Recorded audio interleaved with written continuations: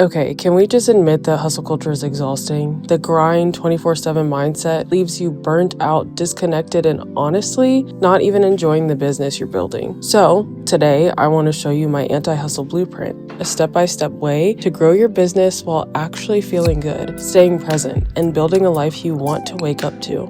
Last week for my video, I said that it was the coziest video I ever made, but I actually think that this one tops that because you can see all of my candles. I'm sitting at my dining room table. We're talking about an anti-hustle business plan, and it's raining outside. It's just the perfect mix. Literally. I do want to put out a little disclaimer. I had some dental work done and my mouth is still recovering from that. So if I look a little weird in the mouth area, I apologize. But I wanted to do this today because it's so cozy. It's such a cozy day. It's the perfect day to do this. So we're talking about the anti-hustle business model. I actually started this on my podcast, and then I was like, you know what? I'm gonna open this up on YouTube and make this a little bit more interactive. Things that you can see, we can chat, we can talk, it'll be cozy. So grab your drinks, grab your iPad, grab a notebook, whatever you want to do, and let's get into it. Okay, so like I said, I started this on my podcast. So we did steps 1 through 4 on my podcast, and I kind of want to go through really quickly and tell you what those steps were. So step 1 was defining your values. Step 2 was designing your ideal schedule. Step 3 was choosing your anti-hustle business model. And step 4 is pricing for your lifestyle. So this is all things that we did in the podcast episode. So today we're going through steps 5 through 8.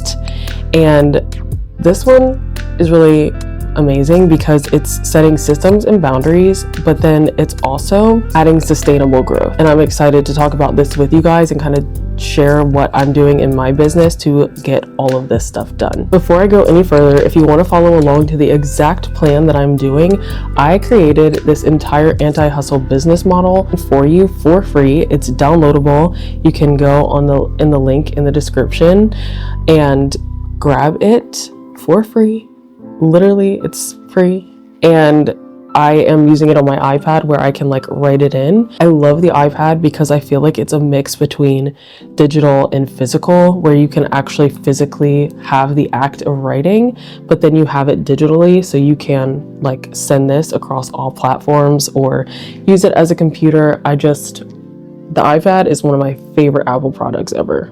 Okay, so step number 5, and the first step of the day here on YouTube, is creating a boundary system. So we're going to create client boundaries and personal boundaries. So in these client boundaries, you're going to set response time expectations, communication channels, revision limits, if this is applicable to your business, project timelines with buffer time, then payment terms that work for your cash flow. So when I say response time expectations, this is something that I make clear with my clients immediately. I say I don't work Sundays and my hours are from around 10 a.m. to 6 a.m. That's when you can expect to hear from me. For communication channels, I do have email, but once we are on a long-term basis and you are in my client base, I will give different options for communicating, whether that's through text or Google Chat or Slack, but whatever you choose to be your communication style, stick to it. Don't go outside of that. And then for our revision limits, this is something that is only applicable if revisions are something that happens in your business.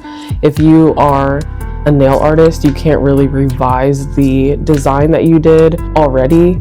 You can only redo the whole thing. But for me, as an editor and soon content branding person, I can go back and make little changes here and there. I allow 2 rounds of revisions for free, and then after that there is a cost, just because I have other clients. I am the only one who works. It does take more time than not. So I do have that as a boundary for clients. And then for your personal boundaries, these are not really things that you have to write down here, but I did, as you can see on my iPad, I did write down. So the personal boundaries are making your work hours clearly communicated everywhere, creating autoresponders for after hours if you want to do that. Separate your work and personal phone numbers, physical workspace boundaries at home, and then a social media boundary. And I put this on here because I work a lot with content creators and create content myself. And so I needed a time to take time off, and also just having like a consistent schedule when I'm posting, DM limits, all of that. I had to make sure that I wasn't going above and beyond because that would burn me out. So I just set a 2-hour social media limit on my phone, and whether I use a whole 2 hours or not, it's just how each day is. So far, since I've set that limit, I have not hit 2 hours, which is like really cool for me. But these are more for you and your sanity and to keep you from burning out. Okay, step 6 is to streamline everything. What I have on my anti-hustle business plan are templates to create and automations to set up. So again, do what is applicable to your business and add or take away anything that doesn't align with your business or anything that you think is necessary for your business. So templates to create for myself: a client onboarding sequence, a project proposal template, invoice templates with clear terms, email responses for common questions, and social media content batches. So these templates include things like creating a place where my clients can go and find how to book a call with me, how to get in touch with me, where their Google folder is, where their projects that I've completed are,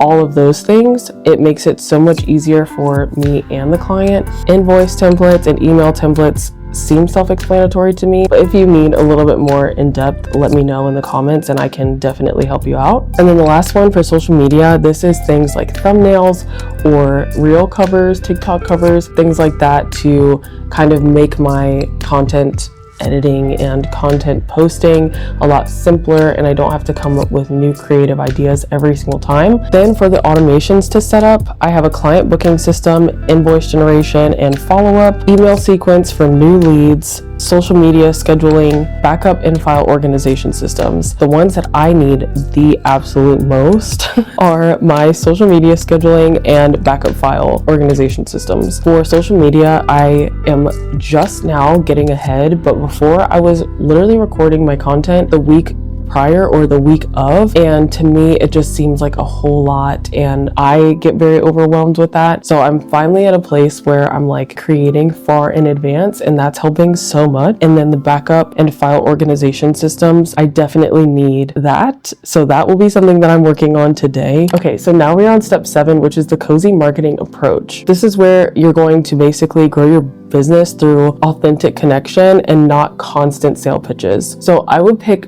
1 to 2 channels maximum to do this in. So the list that I have here, and again, you can choose from anything that you want to choose from, but the ones that I put here are creating a podcast that builds connection while having conversations, an email newsletter, one social platform where your people actually are, networking and partnerships, and referrals. This is where you can kind of like check off on here, just like what you want to do.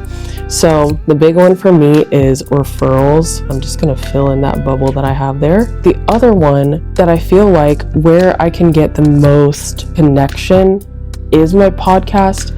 However, to kind of market myself and to share that I'm an editor, the one platform that I actually want to use is Threads. That's where all of my clients came from, and most of them have referred me to other people. So I want to use Threads to just kind of keep the conversation of editing going, where I want to continue to reach out to people, share tips and tricks and everything. I think that's like a perfect place to be for my business. And the great thing about this step is that those things can change. If I start using Threads as my avenue of just kind of like connecting with people and getting them to my business, and I see that it's not working, I can pivot and choose something else. So for the marketing boundaries, I have content creation time limit, social media time limit, networking events, and email frequency. Write your limits and things for what you use. So if you're using email, do you want to be somebody who emails your clients every single day, or do you want it to be once a week? I personally only do once a week just because I don't want people to feel spammed. Okay, so step 8 is to build your support system. Now, as somebody who is a solopreneur and does not have the funds in my business right now to hire other people, I do have a team of people who are willing to volunteer to help me, which is so amazing, and I thank them every single day. I put on here 2 things to do to build your support system. So one is to know when to hire help, and then a cozy hiring approach. So when to hire for help, you will look at when a task takes more energy than it gives back, when it's not in your zone of genius. So taxes or just accounting, all of that is not in my zone of genius. I have a little bit of knowledge for it, but when I have the funds, that will be the first thing to go to someone else. When it prevents you from higher value activities and when it's affecting your well-being. I'm super big on protecting your mental health in your business, especially as a solopreneur. So make sure that you are finding help when it's starting to affect your mental health, because you don't want your business to crash and burn because your mental health is not where it needs to be. And then with the cozy hiring approach. So the very first thing you're going to do is start with one person you really, really trust. And so for me, that was my husband. He is a professional editor. He knows what he's talking about. He is the biggest reason why I know how to edit today. So I started with him. He volunteered to help me with some client projects, so I said yes, and I used that. Then hire for values and alignment, not just skills. So does this person believe in your business? Is this person just wanting to get paid, or do they actually want to help push your mission, push what your business stands for? Then you're going to create clear but flexible job descriptions. I'm all about making people feel comfortable when they work for me. So I have told my husband many times, I was like, when I start to hire a team, I don't want to have it so that way there's no flexibility for them, because I know that when I work at a job, I want there to be flexibility for me. Make sure that there's flexible job descriptions. You can build in trial periods for both of you, so that way you're not having to fire somebody, and then they also can see if the work that you're doing, how your systems flow, everything is how they want to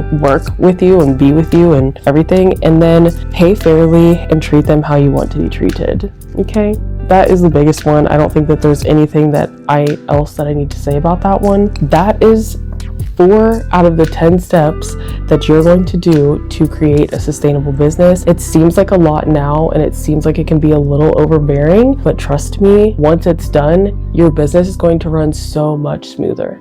Okay, so now that we have done all of those steps, we have gone through 1 through 4, 5 through 8, if you followed along from the podcast episode. At this point, your business should already feel like there's less of a weight on it. You should feel more prepared, more confident, more bold going into your business, and of course, more cozy, because that's the biggest thing that we're trying to do over here is be cozy, not burn out, anti-hustle, and have businesses that are successful without feeling like you're gonna crash out, you know? So let me know if this helped. Remember that you can get this for free in the description. It will be right on top. I'll make sure that the link is right there so you don't have to go searching for it. And with all that being said, stay cozy, stay ambitious, and I'll see you next week.